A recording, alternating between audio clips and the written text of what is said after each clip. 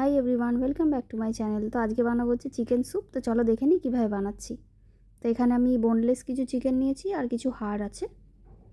আর এখানে আমি একটু গরম জল করে নেবো। আগে জলটা একটু গরম হয়ে গেলে আমি চিকেনগুলোকে দিয়ে দেবো, সিদ্ধ করে নেবো।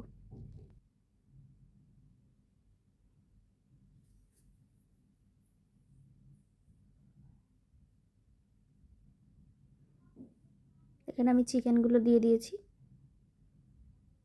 এরপর আমি একটু নুন, আদা বাটা, রসুন বাটা আর একটু মরিচ গুঁড়ো দিয়ে ভালো করে আমি চিকেনটাকে সিদ্ধ করে নেবো।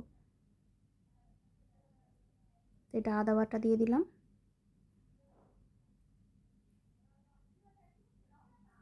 এবার রসুন বাটা দিয়ে দিলাম আর দিয়ে দিচ্ছি একটু মরিচ গুঁড়ো, দিয়ে একটু ঢাকা দিয়ে ভালো করে চিকেনটাকে সিদ্ধ করে নেব।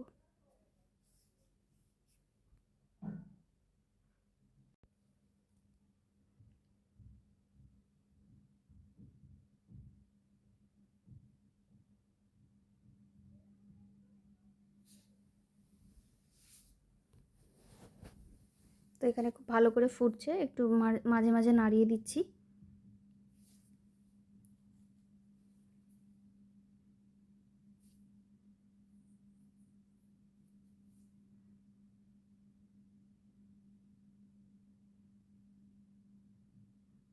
এবার আমি এখানে সেদ্ধ করা চিকেন নিয়ে নিয়েছি আর এটা হচ্ছে স্টকটা চিকেনের।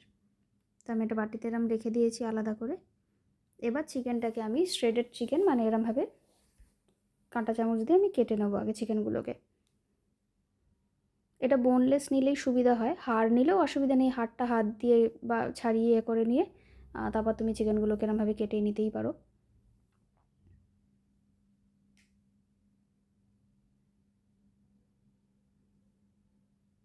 আর এইখানে আমি করে নিয়েছি এরমভাবে চিকেনটা। আর কিছু এখানে হাড় আছে, সেগুলো আমি ভেঙে ভেঙে নিয়েছি, একটু গলার দিকের বলো, একটু যেরম থাকে আর কি চিকেন, সেটা আমি কেটে নিয়েছি। আর এখানে আছে পেঁয়াজ কুচি আছে, গাজর কুচি আছে, বিনস আছে আর আদা রসুন কুচি করা আছে। এবার আমি কড়াইতে একটু মাখন দিয়ে নিলাম। মাখনটা পুরোপুরিভাবে গলে গেলে তারপর আমি তাতে দিয়ে দিচ্ছি রসুন কুচি। রসুন কুচিটা সামান্য হয়ে এলে আমি তাতে আদা কুচি দিয়ে দেবো। দিয়ে আদা আর রসুন একটু ভালো করে নাড়াচাড়া করে নেবো মাখনে।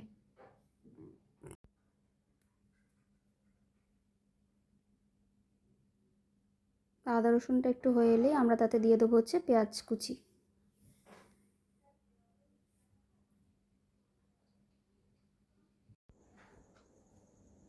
তো এবার এখানে হয়ে এসেছে, এবার আমি এখানে পেঁয়াজ কুচিটা দিয়ে দিচ্ছি, দিয়ে খুব ভালো করে আদা রসুনের সাথে মাখনে নেড়ে নেব।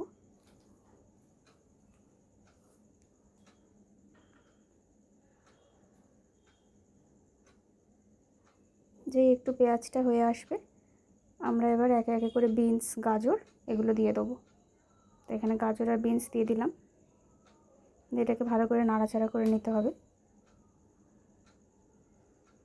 তো এইরকম স্যুপ আমরা যখন স্কুলে পড়তাম না, পাশে একটা দোকান ছিল, তো আমরা নাম দিয়েছিলাম মোমো কাকিমা। তো সেখানে আমরা মোমো খেতাম, তো এরম ধরনের স্যুপ বানাতো, খুব প্রিয় ছিল আমাদের। আর ওই যে স্যুপের মধ্যে যে হাড়টা দিত, মানে ধরো গলার পোর্শনে যে হাড়টা, সেটাকে ছোটো ছোটো পিসেস করে কেটে দিত আর খুব টেস্টি হতো। তো এবার একটু ভালো করে নাড়াচাড়া করে আমি এখানে দিয়ে দিলাম ওই শ্রেডেড চিকেনটা, আমি এখানে দিয়ে দিয়েছি। দিয়ে মাখনেই নাড়ছি, যদি মনে হয় যে আর একটু মাখন দিলে ভালো হবে আমরা এমনি নেড়ে দিলাম। দিয়ে আর এখানে হাড়গুলোও দিয়ে দিলাম, দিয়ে সব কিছু একসাথে নেড়ে নিচ্ছি। এখানে আমরা তেলের ইউজটা করিনি, মাখনেই করেছি সব। আর মাখনটা দিয়েছি খুবই কম পরিমাণ। এবার আমরা দিয়ে দিচ্ছি নুন আর মরিচ। তো আমি বলবো এরকমভাবে স্যুপটা একবার বানিয়ে দেখো, খুব ভালো হয়। আর আমরা একদিনও স্কুল কামাই করতাম না, শুধু মোমো খাবো বলে আর কি, এত ভালো বানাতো। তো এখানে দিয়ে খুব ভালো করে নেড়ে দিয়েছি। এইবার যে স্টকটা রেখে দিয়েছিলাম চিকেনের, সেটা আমি এখানে অ্যাড করে দিচ্ছি। জিনিসটা পুরোপুরি স্টকেই হবে। আমি এখানে সামান্য জাস্ট অল্প একটু জল নিয়েছি, একদমই বেশি জলের ইউজ করিনি, যেটা হবে স্টকেই হবে। আর যেহেতু আমাদের মাংস 90% মতো চিকেনটা আমাদের সিদ্ধ হয়ে গেছে, তো আমাদের জাস্ট একটু সবজিগুলোকে করে নিলেই হয়ে যাবে। ভালো করে নাড়াচাড়া করে দিয়েছি। যতক্ষণ ফুটছে ততক্ষণ আমরা এখানে কর্নফ্লাওয়ার নিয়ে নিয়েছি, আর কর্নফ্লাওয়ারে একটু জল গুলে রেখে দিচ্ছি। যখন ফুটবে স্যুপটা ঠিক সেই মুহূর্তে আমাদের কর্নফ্লাওয়ার দেওয়া জলটা ওতে দিয়ে দিতে হবে, যাতে একটুখানি গাঢ় হয়।